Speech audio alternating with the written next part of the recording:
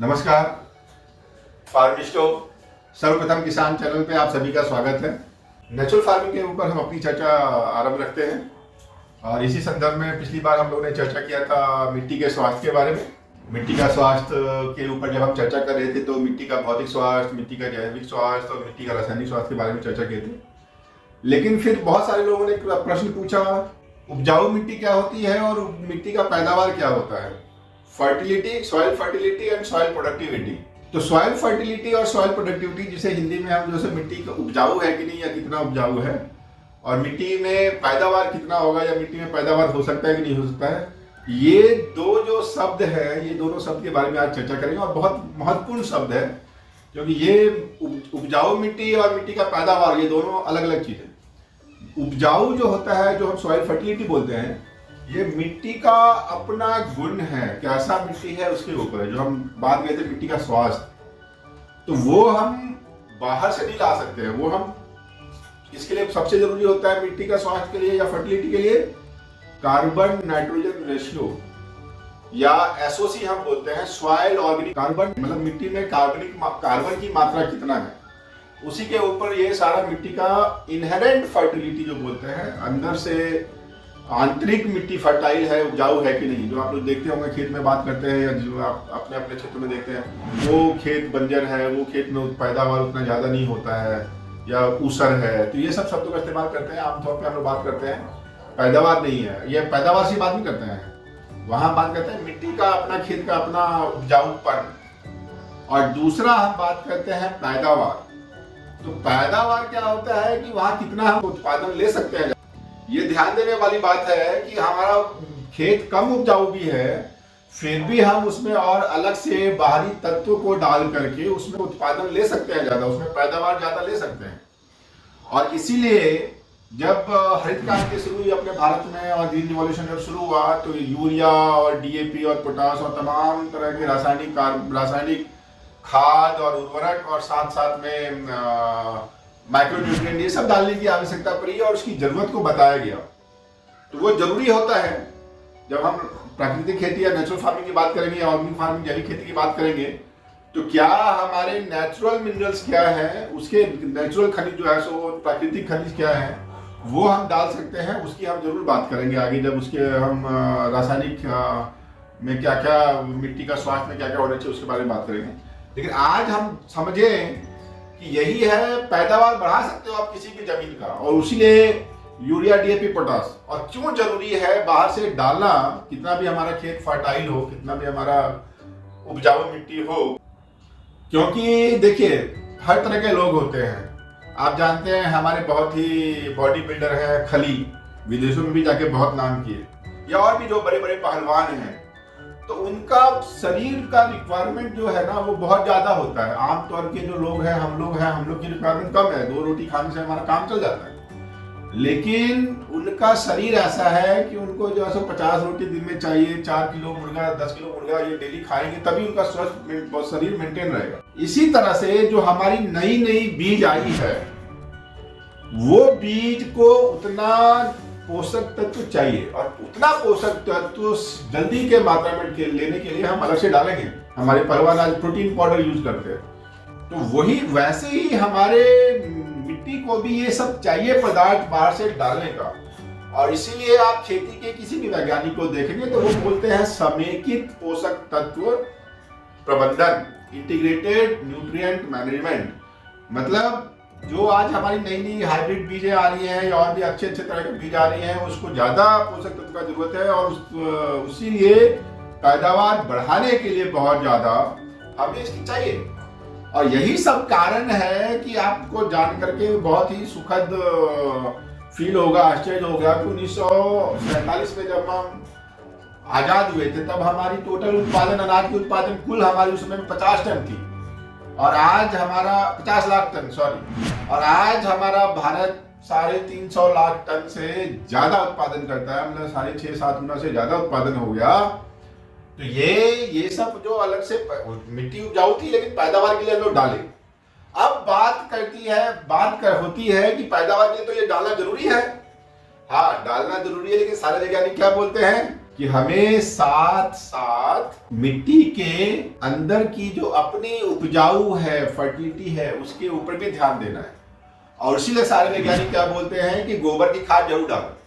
अगर कोई भी वैज्ञानिक बोलता है कि 100 किलो नाइट्रोजन डालना चाहिए, 20 किलो 40 किलो तो फास्फोरस जाना चाहिए, 15-20 किलो पोटाश जाना चाहिए एकड़ के हिसाब से, तो ये जरूर बोलते हैं कि 1.5 से 2 टन या 15 से 20 क्विंटल जो है सो हमारे हर एकड़ में गोबर की खाद जरूर डालनी चाहिए। 200-300 किलो वर्मी कंपोस्ट जरूर डालना चाहिए। आजकल बायोचार आ गया है। ये सब क्या करता है कि हमारी मिट्टी में ऑर्गेनिक कार्बन का मात्रा को बढ़ाता है और वो धीरे धीरे हमारी सॉइल की फर्टिलिटी बढ़ाती है, सॉइल को उपजाऊ बनाता है।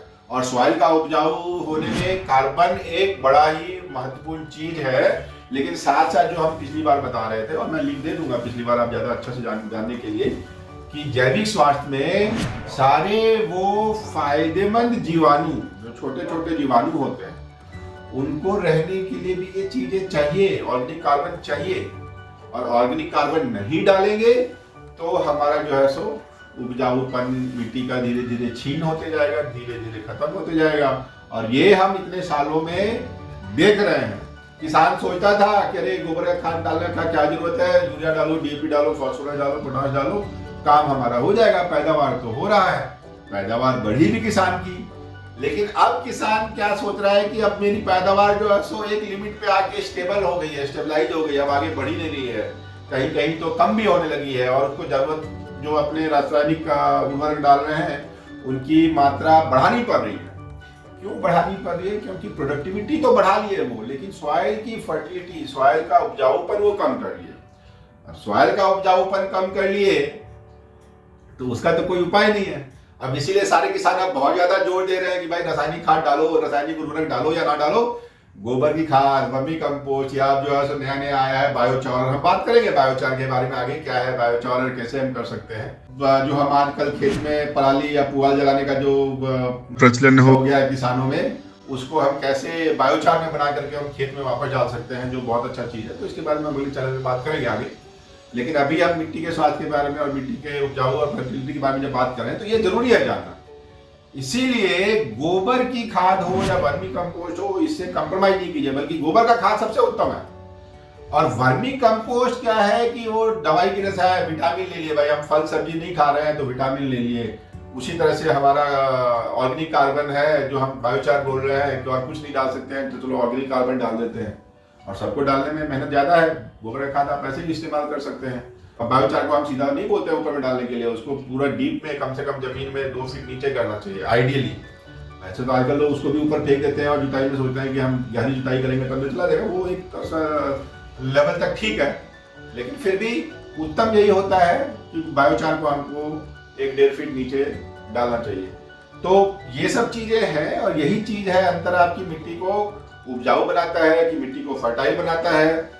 और मिट्टी हमारा उत्पादन तो लेना है तो उत्पादन के लिए आप अलग से बाहर से चीज डाल सकते हैं जरूर, लेकिन मिट्टी का अपना स्वास्थ्य को बढ़ाने के लिए, मिट्टी को अपना फर्टाइल बनाने के लिए, उपजाऊ बनाने के लिए, ये सब चीज आपको समय समय से रेगुलर डालना पड़ेगा। तभी उस मिट्टी में ऑर्गेनिक कार्बन और ये सब इतना रहेगा कि हमारे जो जीवाणु जो हम बात कर रहे थे, Azotobacter, Azospirillum, phosphate soluble bacteria, Trichoderma, Pseudomonas, तमाम तरह के विवेरिया, मेटारिजियम, जितने भी हम बात करते हैं, ये सारे जीवाणु तभी, और ये सब फायदेमंद जीवाणु तभी उसमें रह सकते हैं, केंचुआ तभी रह सकते हैं। और ये जब हमारा ऑर्गेनिक कार्बन मेंटेन रहता है मिट्टी में, तो ये आप जरूर ध्यान दीजिएगा कि जब कार्बन, ऑर्गेनिक कार्बन और सीएल रेशियो मेंटेन रहता है, तो जो रासायनिक उर्वरक हम डालते हैं ना, उसका दुष्प्रभाव हमारे फायदेमंद जीवाणु के ऊपर भी कम पड़ता है, वो सह लेंगे। नहीं तो हो रहा है धीरे धीरे, आप देख रहे हैं, जहां हम गोबर खाद डालना छोड़ दिए और जहां हम जो साल 1.5 साल रासायनिक खाद डाल रहे हैं, अब वहां हमारे केंचुआ मिलना बंद हो गए और ये सब तो मिल नहीं रहे हैं। कोई भी आप चना लगाओ तो उसमें गांठें उतनी नहीं बनेगी, क्योंकि राइजोबियम अब बचा ही नहीं है।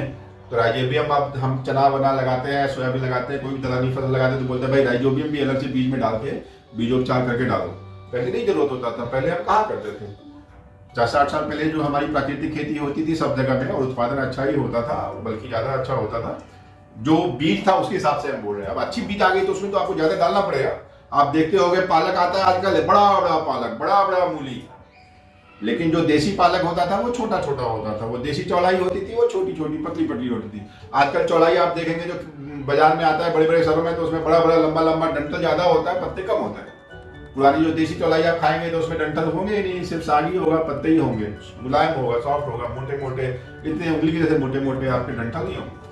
तो ये बीज है वैसा कि उसको उतना ज्यादा चाहिए, उतना ग्रोथ चाहिए, तो उतना आपको अलग से डालना पड़ेगा, वो आप पैदावार बढ़ाने के लिए ज्यादा के लिए हमको, और इसी तरह से हर फसल में वो हमको डालना पड़ता है। लेकिन बढ़ेगा तभी जबकि हमारा खेत उपजाऊ होगा, उसमें फसल तभी जबकि हमारा खेत में उतना कार्बन हो, नाइट्रोजन हो, फास्फोरस हो, सब जो है हमारे उसमें अच्छा से रहे और पौधे को धीरे धीरे दें। नहीं तो क्या होगा, ये सब जो अगर ऑर्गेनिक मैटर नहीं है मिट्टी में, तो क्या होगा कि आप डालें और या तो फास्फोरस पोटास है तो वो तो निकल के जो है सो मिट्टी में दब जाएगा, ऐसा हो जाएगा कि आप उसके पौधे उसको इस्तेमाल न करें।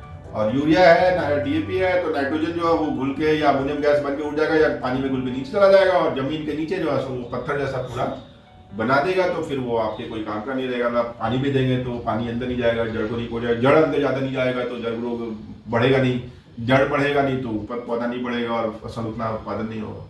तो ये सब चीज़ें हैं, और ये सब चीज़ें यही हमारा फर्टाइल और प्रोडक्टिविटी, फर्टिलिटी, सॉइल फर्टिलिटी और सॉइल प्रोडक्टिविटी है, मतलब मिट्टी उपजाऊ है कि नहीं या मिट्टी में पैदावार कितना है, इसके बारे में हम जाने आज। और आगे हम लोग मिट्टी के बारे में ये जान गए, तो जो आज हम नया बात की है आपसे, बायोचार क्या है, कैसे हम जो है कार्बन नाइट्रोजन जो है कम मात्रा में इस्तेमाल कर सकते हैं और बना सकते हैं। तो अपने खेत में जो भी अवशेष रह जाते हैं फसल के या और भी कुछ भी है, ऑर्गेनिक मैटर जो भी हमारे खेत में रहता है, उससे हम कैसे बायोचार बना सकते हैं, बायोचार क्या है, बायोचार का क्या फायदा है, अगले वीडियो में हम इसके बारे में भी चर्चा करेंगे। और आज के लिए इतना ही। हमारा चैनल देखने के लिए धन्यवाद।